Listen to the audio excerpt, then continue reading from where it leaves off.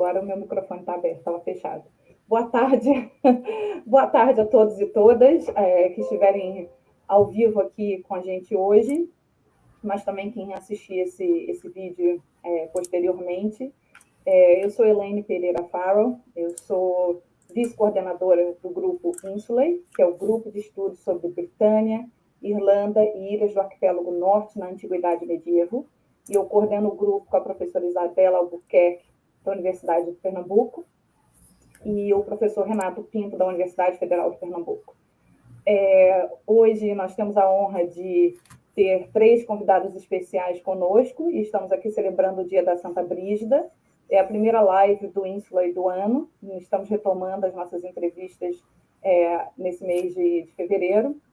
Geralmente nós temos uma entrevista ao mês, e hoje nós contamos com a participação da Clarissa Matana, que é doutoranda do Programa de Pós-Graduação em História Comparada da UFRJ, e ela é vinculada ao Programa de Estudos Medievais da UFRJ.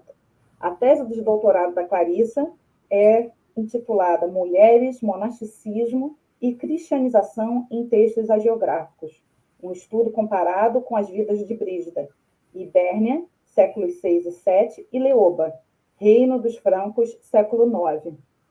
A Clarissa vai estar liderando a entrevista comigo, ela também é membro do Insulay, e agora, como as nossas convidadas são irlandesas, nós vamos passar a conversar em inglês, e espero que a gente consiga se comunicar de uma forma que a grande maioria da audiência consiga nos acompanhar. Well, then, good afternoon, everyone, and now I'll switch to the introduction of our special guest speakers. We have today with us Rachel Fitzpatrick, and she's the Deputy Consul General at the Consulate General of Ireland, São Paulo. And it's a great honor to have the support of the consulates today and have you, Rachel, with us and talking about Bridget and about Bridget's Day and her new holidays. So we have new holidays in Ireland now from next year on. And then we have the participation and the guest speaker, Elva Johnston. So she's Associate Professor of Medieval History at the University, at UCG, University College Dublin, and she works at the School of History.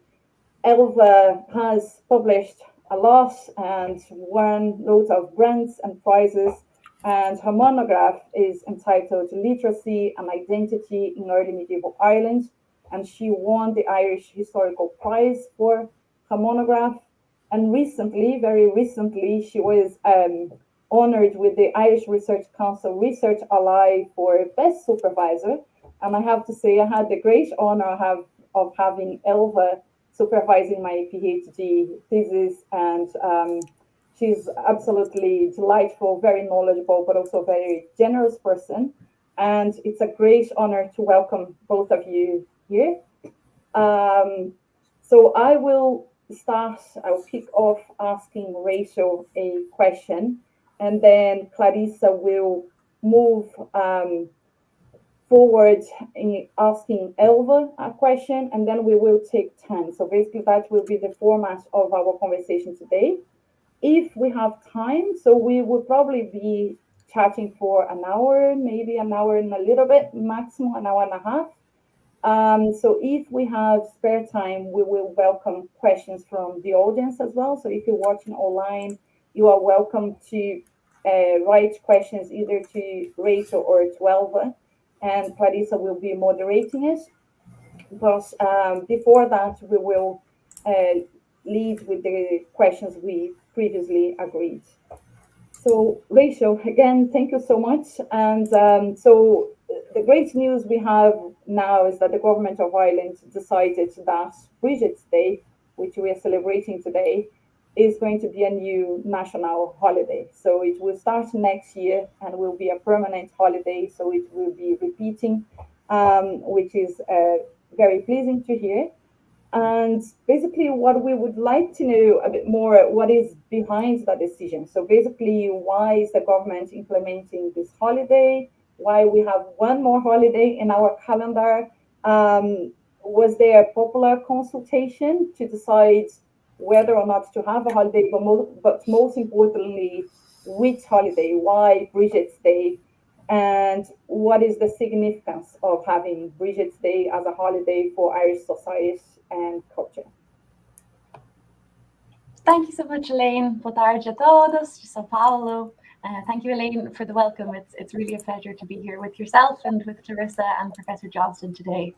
St. Brígida's Day is a very important day for us in the Department of Foreign Affairs. Since 2018, Irish embassies and consulates all over the world have been marking 1st of February as an opportunity both to celebrate the creativity of Irish women and of those women we're working with all across the globe. So we do this through a broad program of performances, of talks, and of panel discussions. And over the last couple of years, I have had the pleasure of being involved in many of those at headquarters and working at our embassy in Liberia, and now, albeit virtually, in Brazil. So it's one of my favorite cultural occasions of the year. I have my Brígida's cross on my desk today, actually every day.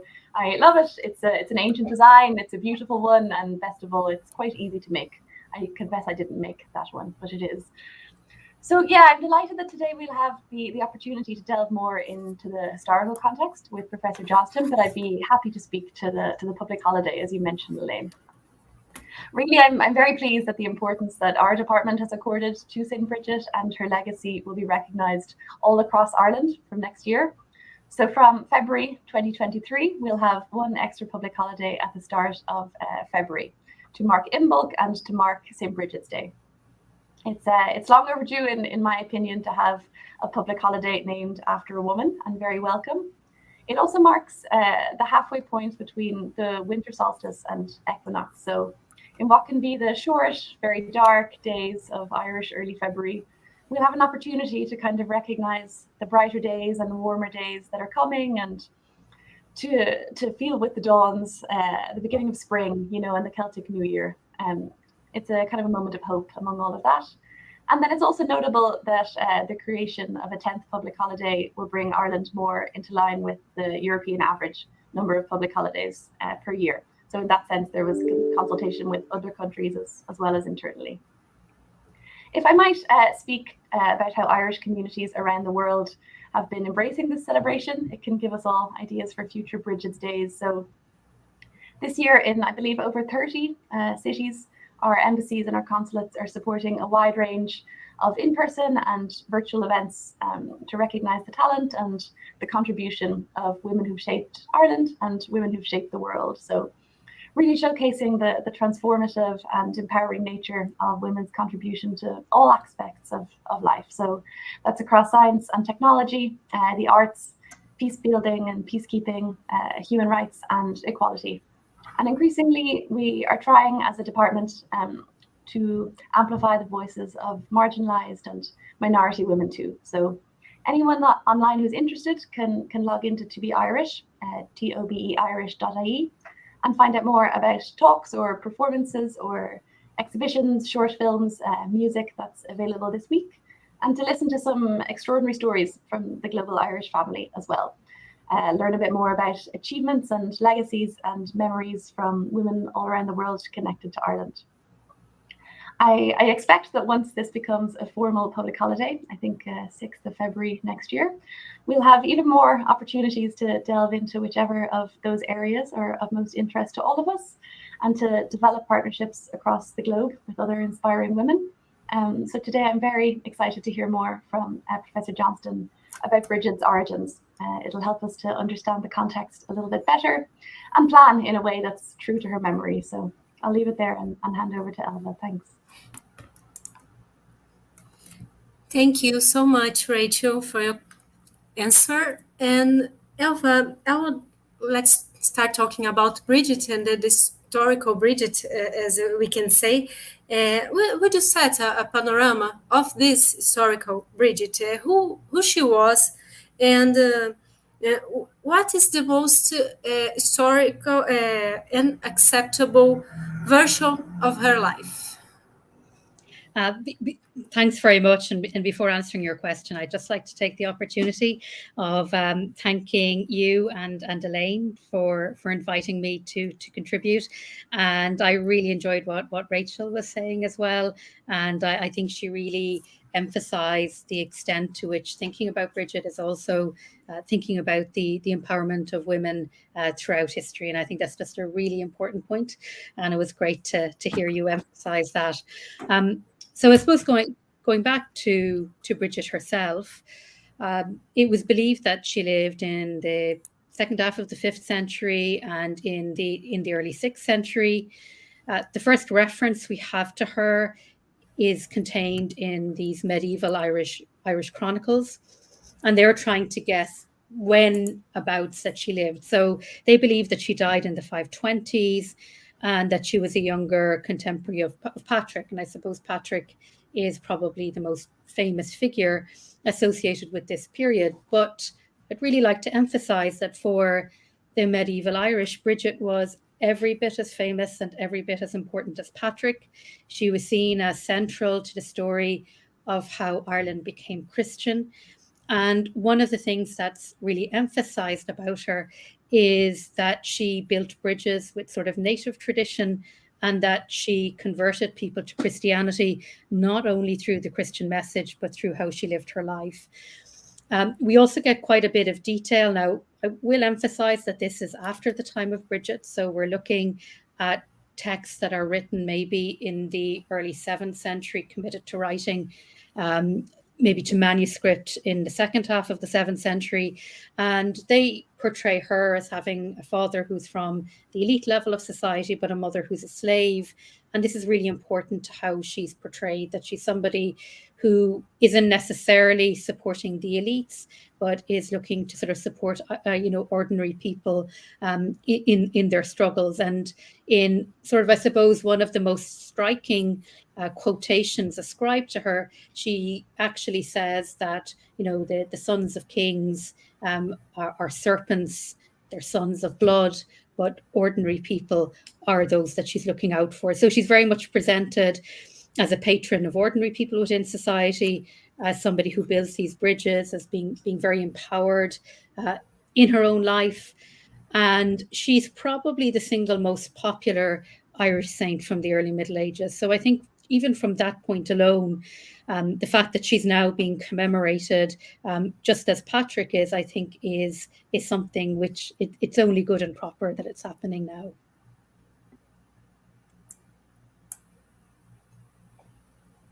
Thank you so much, Elva. So I'll ask you then the second question. So which are the historical sources available about Bridget, and which ones portray a historical and which ones are a mythological Bridget, if we can set such a distinction? So where does the two kind of portrayals of Bridget come from, historically speaking? You've sort of really, Elaine, I think, put your finger on probably the most difficult aspect of us trying to reconstruct, I suppose, Bridget in her own time. For all of us who sort of work like yourself, obviously, in the early Middle Ages, we only really begin to get a volume of sources maybe 2 or 3 generations after the time of Bridget. So it means that what we're looking at in terms of the stories that are told about her are stories that are maybe that have been passed down maybe over 2 or 3 generations. And in the course of this happening, obviously a lot of legendary material becomes attached to Bridget. But we can say, I think, certain things about the sources that we have. So in terms of a biography being written about Bridget, her biography is actually the very first written about any Irish saint. And there's a biographical tradition around Bridget by the middle of the 7th century. In comparison, Patrick's biographical tradition is actually a little bit later. I mean, obviously what we lack with Bridget is her own words, and that's a problem that we have for most people who lived during this period. Patrick is really unusual in that we actually have his own words. In these biographies, she's portrayed in, I suppose, many different ways. Part of the way they portray her is as a saint, and this is something you would see across biographies of saints, is that the expectation was that if somebody was a saint, they'd perform miracles, that those miracles would be like the miracles in the Gospels. So you'd have your standard miracles, which would be, the healing miracles that you would get in the Gospels. But then Bridget also has other miracles which would connect her more with the types of lives that people live. So she's miracles that are associated with agriculture. And in a way, when we look at Saint Bridget's Day, and as Rachel mentioned, it's also Imbolug. It's it's one of the sort of the 4 festivals in the early Irish year. It's one that's associated with agriculture as well. So there seems to me that there's an amalgamation of traditions when it comes to Bridget, that there's traditions around a Christian saint, around somebody who founded a really important monastery in Kildare, somebody who had a wide veneration across Ireland, but they're also bringing in stories which would maybe, emphasize her power as a saint, also her connection with the land or her connection with people. And I mean, as you know, one of the big debates about the cult of Bridget is, to what extent are we looking at the cult of a saint, and to what extent are we maybe looking at stories that come from the pre-Christian period. And I think when we look at the range of sources we have, the saints' lives, the hymns, the stories, the poems, we're probably actually looking at an amalgamation of the two. And what makes Bridget such a powerful figure is that she speaks both to Christian tradition and she speaks to sort of native traditions as well. And she does so in a way that no other Irish saint does. So she's a unique figure in terms of Irish people from this period. And she's the only one of these really major figures who's also a woman. So she stands out, I think, for a number of different reasons. Thank you, Elva.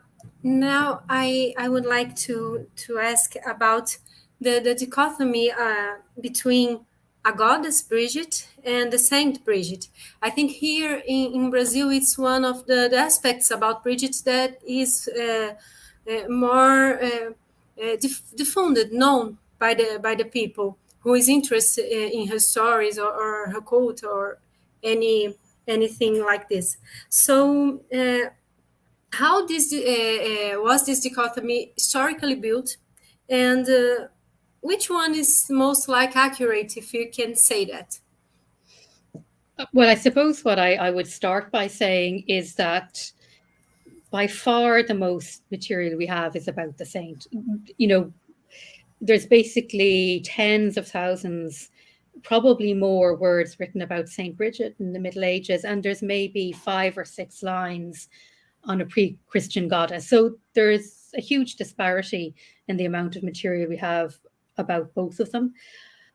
Now, one of the reasons, I suppose there's a couple of reasons. I'm going to start by moving forwards a little bit just to explain how the idea of the goddess Bridget became popularized. So sort of in the late 19th century and in the early years of the 20th century, the Gaelic revival movement in Ireland, which was also had elements which were anti-colonialist and feminist, they looked back on Irish sources, and they noticed that there's a reference in a 9th century Irish text called the Glossary of Cormac, which refers to the 3 goddesses known as Bridget, a goddess of healing, a goddess of smithcraft, and a goddess of poetry. And they were really intrigued by this. And Maud Gonne, who is quite an important and influential figure in sort of, those early decades of the 20th century, was very closely involved with W.B. Yeats, for example. She founded an organization called the Daughters of Ireland, and she had the goddess Bridget as the patron of this organization. So she looked back to Bridget, and in Bridget, she identified a goddess more than she identified a saint. And that idea of the goddess Bridget, this, pagan goddess, somebody who was really powerful and part of pre-Christian religion, was very much adopted by people. However, it was adopted in such a way that it probably is maybe not completely true to the medieval sources. I have no doubt, but that there is almost certainly a native goddess named Bridget. I mean, as I said, there's very little evidence there, but the evidence that is there is actually quite convincing. On the other hand, I don't really doubt that you have a historical figure called Bridget either. And I think the evidence for her is actually quite a bit stronger than for the goddess.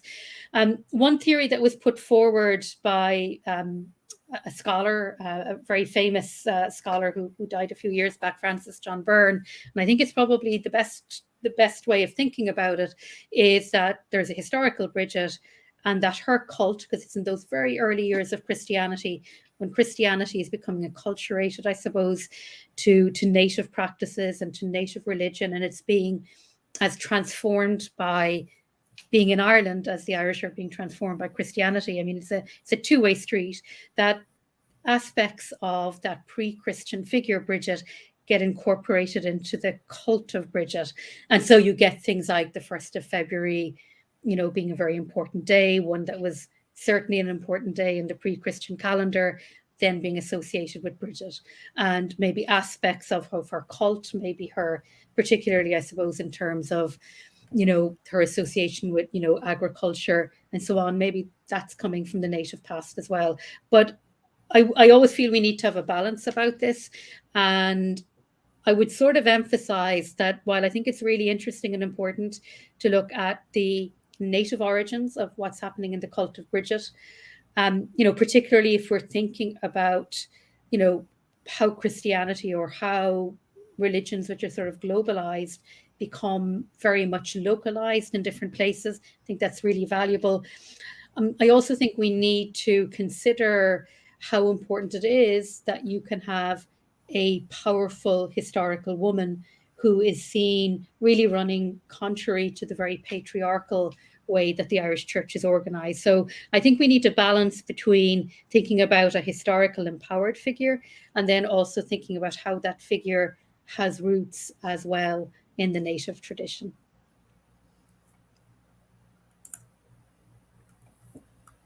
That's lovely, Elva. Thank you so much. And that links really well to the next question.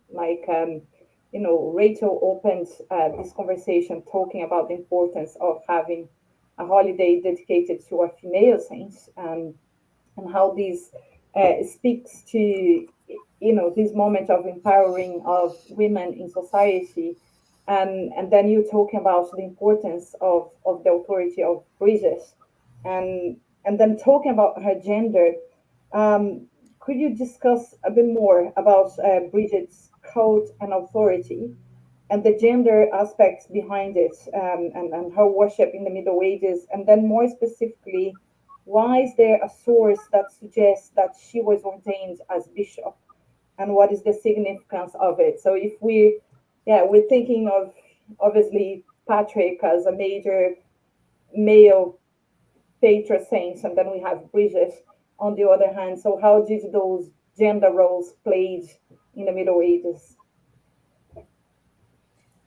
Those are really, really fascinating questions, Elaine, because Bridget's gender is a really fundamental part of her cult.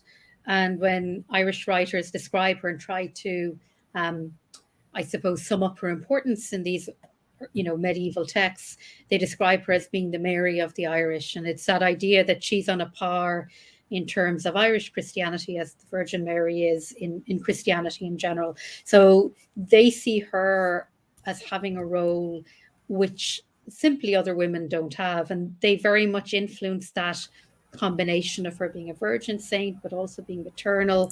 So she's a lot of Mary-like characteristics. The gender plays out, I suppose, in different ways. So, as I said, in the positive is that they can really show her as this empathic saint, her relationship with the poor, her support of powerless people within society. They all seem to be sort of developed out of this maternal role that she has. On the other hand, institutionally, it's a problem for the foundations which look back to her. So one of the things which is really interesting and scholars have identified is often in the early, I suppose, process of evangelization, women are frequently really important. Women are the parents of the next generation, and they're often really powerful in the early centuries of Christianity. But once the church becomes established more institutionally, and it's run sort of, you've your bishops, your abbots, your priests, and so on, women become less important. But in the case of Bridget, she runs against this general rule. So for the church in Kildare, emphasizing the status of Bridget as an abbess and as a founder is very important, but they also need to look to her as somebody with institutional power as well. Now, early on, they identify a bishop as one of her helpers, but he just isn't as popular as Bridget. He's a man named Cunlet. His cult doesn't seem to really take off.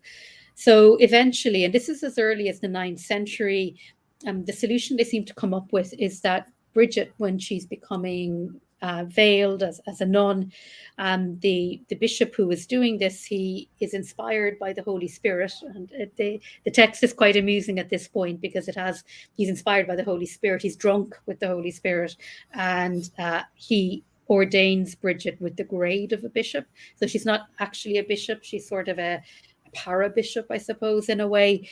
But she's given the power and authority that a bishop has.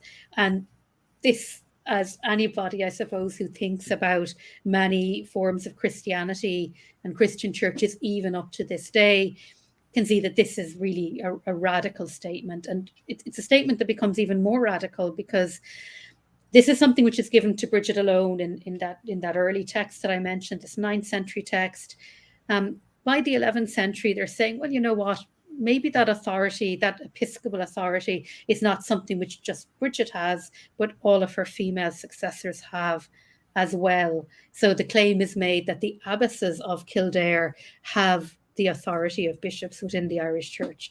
And there's a reference, it's probably one of my favorite ones, really, though the story is actually quite sad. There's a reference in those annals that I mentioned earlier in 1127, to a king, a leader among the Leinstermen, actually dying in battle with a rival, and they're fighting over which one of their daughters will become abbess of Kildare. And it's because that role of abbess of Kildare is seen as so powerful and something that's really influential within the Irish Church.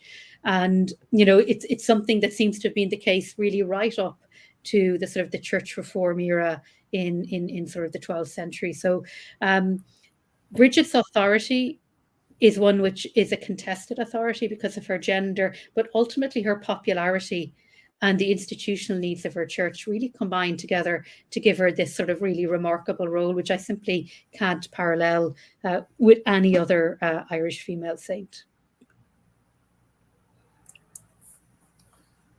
So, Elva, you just spoke about Bridget's popularity. So I'd like to ask if you could, what the cult of Bridget, did it spread to the continental Europe? I once read that one of her lives was the most copied woman, a geography of the Middle Ages or something like that, and where her sources were transmitted and copied in Europe, and what was the reception of her sources and the cult outside Ireland like? Bridget was not only a really popular saint in Ireland, but Irish people brought their veneration of Bridget with them to the continent. And there are literally hundreds of manuscripts containing copies of the lives of Bridget that were written in Ireland, but also lives of Bridget which were developed on the continent as well. Major centers are in France, the Low Countries, in Germany as well. There's a major development of the cult of Bridget, and it's really interesting because they bring lives of Patrick with them as well, and they're quite popular. But Bridget seems to be adopted in a way that Patrick isn't. And, it's partly she's adopted as an example of sort of, heroic virginity among women. Her cult, becomes adapted, particularly in Germany. She does stand out as having probably the most, I suppose, influential cult of an Irish saint outside of Ireland. So, she's somebody whose influence can be just seen across a whole range of texts. It's not just lives. So she finds her ways into the calendars of saints, into hymn books. She becomes just a really well-known saint, and I suppose it's one of the side effects maybe of modern scholarship and the way it has very, very much focused upon Bridget in Ireland, that sort of continental dimension of her cult hasn't been really as explored. And I have a colleague, Dr. Shane Lorden, who did some fantastic work on the cult of Bridget in Germany, for example. But it's something where, if there was any graduate students out there listening to me, it is something that really needs exploration and needs more work done on it. I'm not even convinced that we actually have a catalogue of all the surviving texts.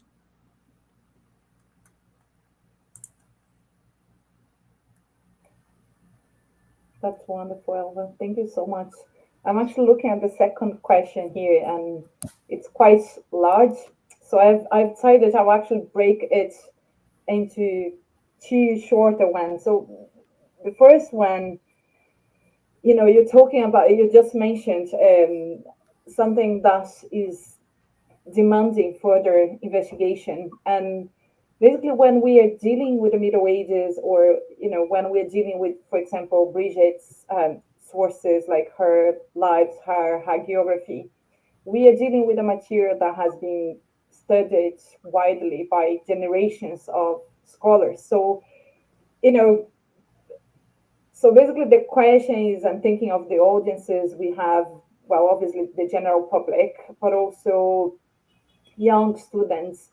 What are the gaps? Can we still identify gaps? What is the relevance of continuously studying the saints' lives and having more students dedicating themselves to that kind of study, but also having funding raised for that kind of study? So basically, what are the gaps? What is the relevance, and what could be done? How can the next generation move forward with that kind of study? The gaps are actually huge, to be perfectly honest. As I mentioned, we don't really have a complete catalogue of just the Latin lives of Bridget. So that's something that would, I think, really need to be done. Another area where there maybe hasn't been as much research as I think would be really useful is the fact that the traditions of Bridget are multilingual. So there's a tradition in Irish. There's lives written in Irish, and that continues on, right down to almost modern period. There's a tradition in Latin as well. She makes her way into English. There's actually a sort of a genuine multilingual European tradition around Bridget, and you've got texts which are, talking to each other in various ways, and they're drawing sometimes on the same tradition, but they're doing it in different cultural contexts. As you said, Elaine, they're doing it for different audiences. So, for some of the early texts, that's what I'd be most familiar with. You might be looking at audiences which are maybe, institutional or ecclesiastical. But some of the texts in Irish, you're maybe looking at much broader audiences. You have to think about, are these recited, for example? Are they read aloud? How do the texts that we have relate to the popular traditions that develop of the cult? And I was really interested to see that Bridget's cross there earlier. I'm afraid I have completely failed all my life to make a fully functional Bridget's cross. But there's popular traditions around the saint as well, and they're really vibrant. And it's, how are these different traditions talking to each other? How are they connected? How do they change and transform? And I think one area, and I think particularly, I would say, graduates who are maybe coming at this from outside of the Irish tradition, is one of the things I suppose I referred to earlier is that debate around Bridget among, say, Irish revivalists in the 19th and 20th century. And the idea of Bridget became very much caught up, I suppose, with, Irish identity, responses to colonialism, or maybe early forms of feminism. I think new scholars with sort of, new methodologies and maybe that broader international focus can bring a new way of even looking at the texts that are the best known texts that are there.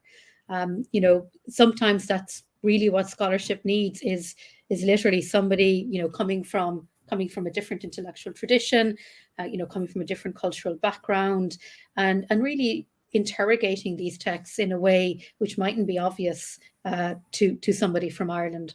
And for me, that's something I would really welcome, would be greater diversity within the scholarship, and I suppose greater diversity in the types of questions answered, and maybe approaching this material without the assumptions that somebody growing up in Ireland like myself would have had from way back when. I'm not sure if that answers your question completely. Oh, it definitely does. It's really, anyway, it's really encouraging and open up loads of new questions and ideas. And so basically, the second part of the question is, you were talking about diversity, and obviously we're speaking in terms of the questions that might be raised and the ways we may look at the sources.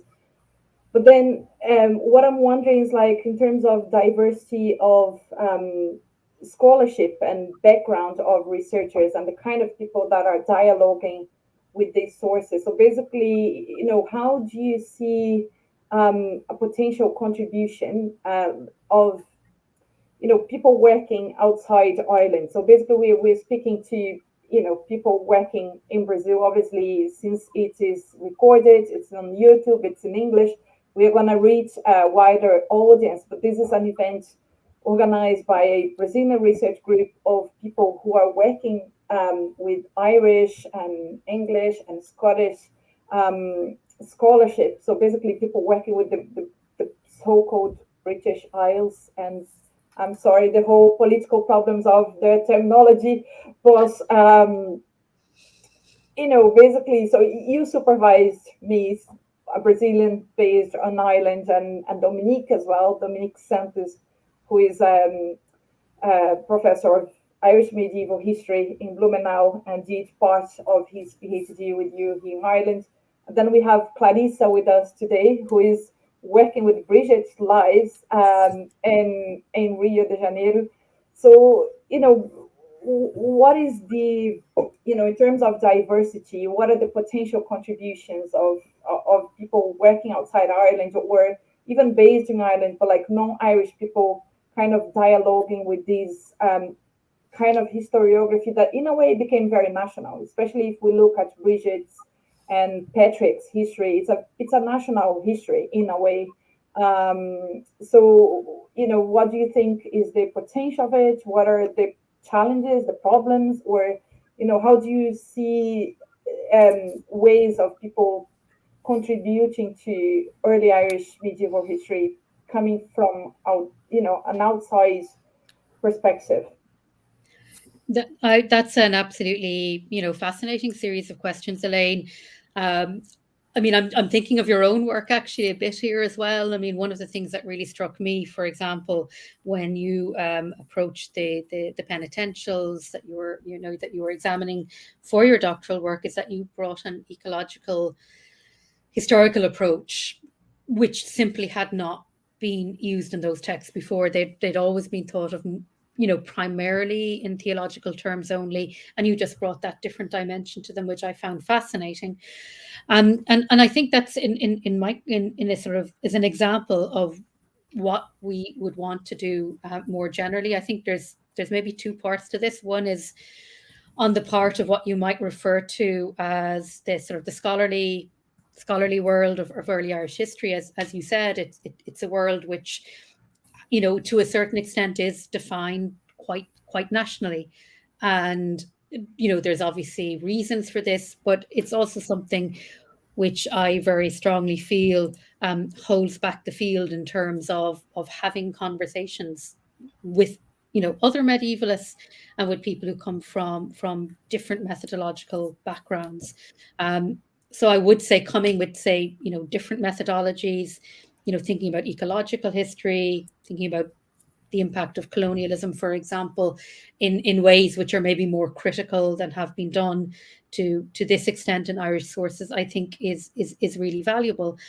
And I mean, another thing I would say in terms of the linguistic issue, which is really important and which you sort of alluded to as well, is a lot of the scholarship is Anglophone, okay? So it's actually really difficult for non-English speakers to really find out as much or to engage with that scholarship without knowledge of English. And, I think this is a real weakness in the field, that there hasn't been as much as an effort as there could be to engage in dialogue with non-native English speakers. I mean, it's effectively an Anglophone historiography. So I think that's problematic. I think what you're doing with Insulae is really important in terms of, building that bridge and creating that outreach. So that's an issue. The publications tend to be in Anglophone journals as well. There's a very strong, British, North American sort of focus to a lot of those publications. So again, that sort of non-English world hasn't been drawn in as much. So it's an area where I think we need a lot more dialogue. I think we need to actually talk to each other a lot more about this. And I suppose one of the big issues, as you know yourself, is around funding. Are there pathways that we can develop, for example, institutionally, in order to sort of further those connections?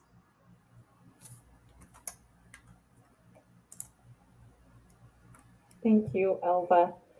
We still have a good fair, bit of time. I can see that Clarissa's video is paused, but I don't know if she's still live. Clarissa, are you still there? Yes, I'm here. Yeah, because what I'm thinking is about the question you were asking me yesterday. So I think we have lots of time if you want to bring that one in about translations. Okay. Elva, let me think. Here in Brazil, we have some kind of problem in accessing the manuscripts and the material that is in the libraries. So while I was researching, I was thinking that we don't have a critical bilingual edition for the Latin lives of Bridget, as we have with Patrick ones and Columba's. And I was curious to know why we don't have this bilingual and critical edition. I'm missing it a lot in my research, and I was wondering about it. That is literally a can of worms that you've opened there. That it's actually one of the biggest lacks we have in scholarship around Bridget, or actually around early Irish texts. So as you know, in the 7th century, there's lives written of Patrick, of Bridget, and of Columba. The lives of Patrick and the life of Columba have really good modern critical editions. They have their translations. They're readily available. The lives of Bridget are only available in 17th century editions. Okay, the print editions are 17th century. This is obviously not terribly helpful. So there's a 17th century Bollandist edition, and then there's another. There's editions by John Colgan, who is a Franciscan writer in the 17th century. Now they're both usable. And depending on the text, I'll use one or use the other. And if you want, I can actually send you on scans of those. But it's not great because they haven't had the right. Those editions aren't based on all of the texts that we have. They're not editions done to a modern standard. Then the plot sort of thickens from there. So we've our two 17th century, the main ones that we look at for the editions. In the 20th century, however, two scholars, both independently, decided to work on editions of The Life of Bridget by Cogitosus and another text known as the Vita Prima of Bridget. Both of these scholars died before the editions could see the light of day. And in one case, a translation was made based on the edition which we don't have access to. So there are translations in English of these editions based on Latin texts that aren't in the public domain, and they don't match up entirely with the 17th century Latin text that people use. That's a very roundabout way of saying it. It's actually, that is, in a way, it was such a big elephant in the room, I didn't even think of saying it. That actually is by far the biggest lack in Bridget scholarship, is that we don't have good accessible texts. And once, if you don't have the good editions with the translations into English, it's not going to happen into other major languages either. So yeah, it's a huge problem. I feel your pain. I can remember when I started working on Bridget, and I was looking through the Colgan text, and I felt I'd never see the end of it, to be honest. It's a very, very painful thing. It's terrible. That's terrible. Yeah. So we have a question from our audience. It's from Isabella, and I'm going to read just a second. Okay. I would like to ask Professor Johnston a question. How does she evaluate the growth of studies about women in religious life in early medieval world? Could she point some recent works in the field? Very, very nice question. Loved it. Yeah, that's a fantastic question. I suppose in the last maybe 2 decades or so, there has been a lot more scholarship around women, around the history of gender. Colleague of mine in Trinity College, who I know Elaine has worked with quite a lot, Professor Ruth Carras has made a lot of contributions on the sort of, I suppose, the continental and the European level. In terms of Irish material, there has been a lot of work. A lot of it has been in articles rather than in book length studies, but there's a lot of really good scholarship out there. On the saints, I'm thinking of people like Sarah Wadler, for example, has done some really excellent studies in that area. Shane Lorden, who I already mentioned, I know has some really interesting material on Bridget specifically. There's been, I suppose, more of an appreciation of looking at the role of women in terms of, I suppose, the church, but also society as well. So it's a real area of growth. There's still an awful lot to be done. I mean, the dominant historical narratives have been about men a lot of the time. But I think this is something that's really being addressed. And just as a sort of a form of advertisement, I was recently involved in a project which is looking at women in the religious life in Ireland, called Brides of Christ, and it looks at sort of the history of women in the church through the Middle Ages. And it's edited by a man called Colman O'Clobbig, and that should be coming out quite shortly, actually, from published in Dublin. So there's a lot of it's a real area of growth at the moment, not just in the history, but in the literature, in the archaeology. I mean, it's actually a very exciting area to be involved with at the moment.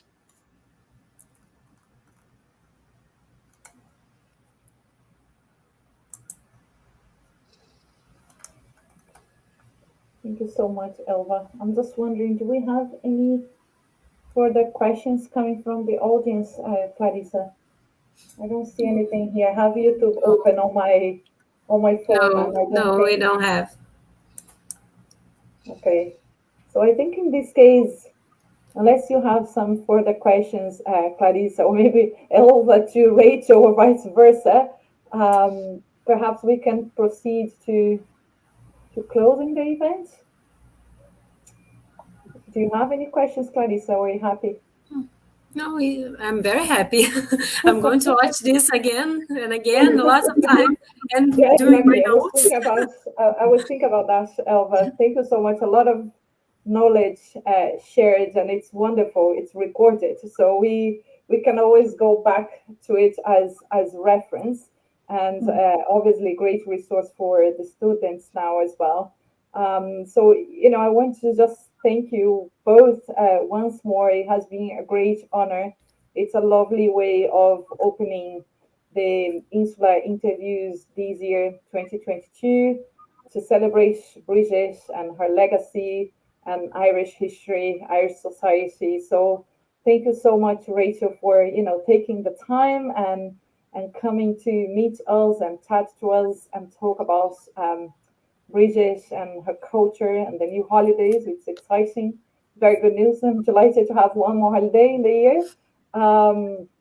And also, Elva, thank you so much for taking the time being here with us. I know we are in different places, so I am in Wicklow, Elva. I believe it's. Are you in Dublin or Limerick? I'm in Dublin, yeah. You're A very, Dublin, yeah. very great and now And very dark. Clarissa in Rio and Rachel in São Paulo. So, just wonderful that you took the time and shared knowledge with us. So I'll let both of you, say a few words as you wish as well. And thanks so much, Lane, and thank you to Elva. It's been such an illuminating discussion. I've really learned a lot, and I've been left with a lot to think about in terms of how we, as a consulate and as a country, remember the legacy of this woman. Her generosity and kindness, efforts she made in support of the vulnerable, the way in which she married these disparate traditions. The consulate here in Sao Paulo and our embassy in Brasilia, we have a number of many excellent Irish studies partners in Brazil, which is always growing, in various universities and study associations, and the quality of scholarship and of teaching and the innovation brought to a number of topics in Irish history and mythology is really remarkable. So I hope that together many of the important elements that Elva has raised around the historical context that merit further study, that we can follow up on all these together in Brazil. And it's excellent to know that we have you to come to for support. So I hope this won't be our last discussion. Thanks so much. Yeah, and I'd just like to take the opportunity to thank you all as well.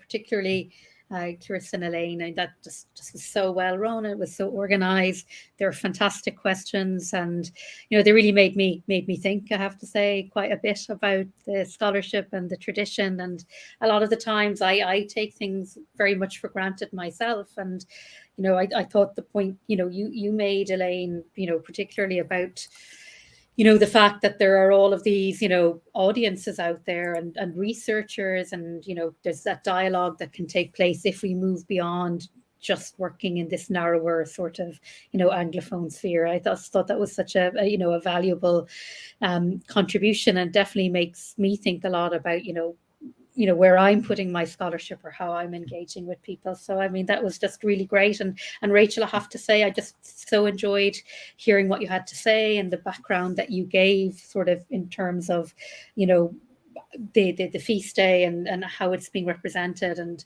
the community in Brazil as well. So it was great. I really enjoyed that. This will be I have another event later this evening, but this will definitely be my Bridget's Day highlight. So thank you all.